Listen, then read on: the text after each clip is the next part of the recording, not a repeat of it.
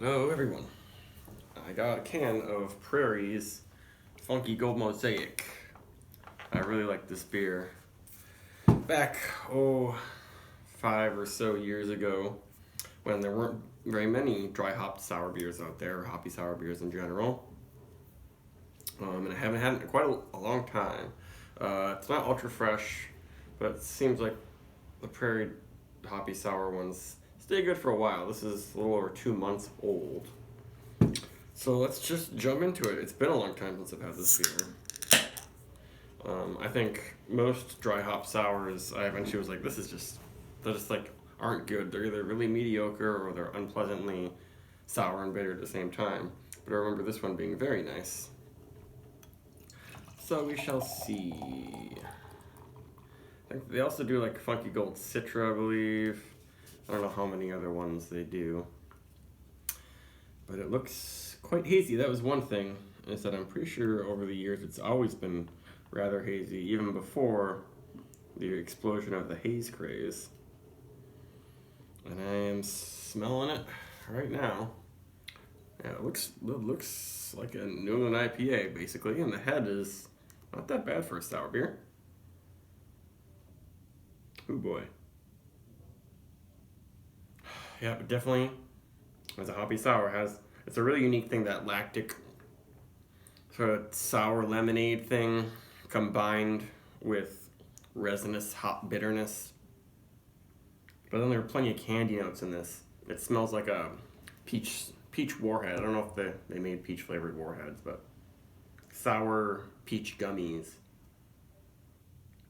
with a little pop of green hop myrcene. We'll see.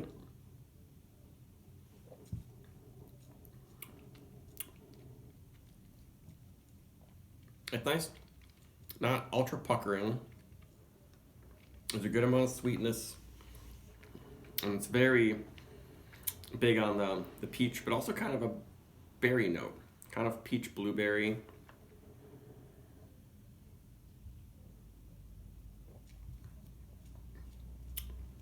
Has an okay body. That's one thing with a lot of these kettle sour beers too, is that I feel like acid thins out the body of stuff, whereas alkalinity makes the body bigger.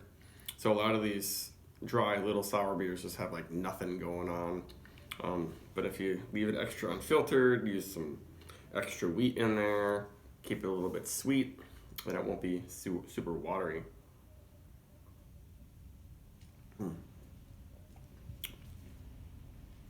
This is quite nice, even though there's a lot of lactic acid happening. It's not making me pucker. It's right on the edge, I guess. Right on the edge of being too bitter and too sour. I can definitely handle this, especially a nice little 12-ounce can, so I don't have to drink a lot of sour beer.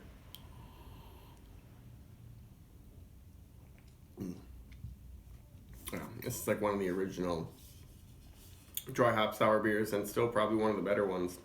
I don't know if I mentioned it's 5.8% alcohol. But even at over 2 months of age, there's no old hop flavor.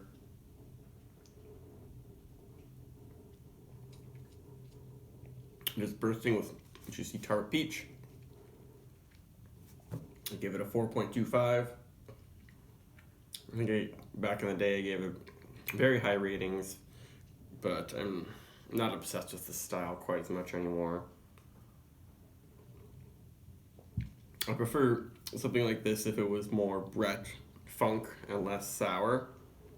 That's where I would give this a better rating. Hopefully, they do a lot of Brett stuff at Prairie, but it seems like making Brett beers is just not sexy anymore. So many breweries aren't doing it.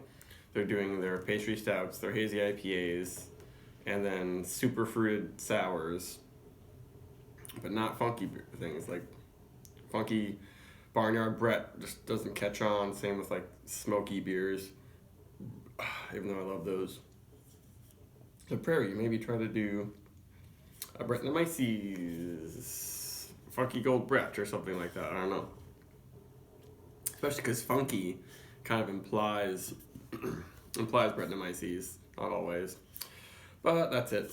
It's a good beer, and it's a lot cheaper than it was in when it was in the half-liter bottles. So it's definitely worth picking up and revisiting. Bye.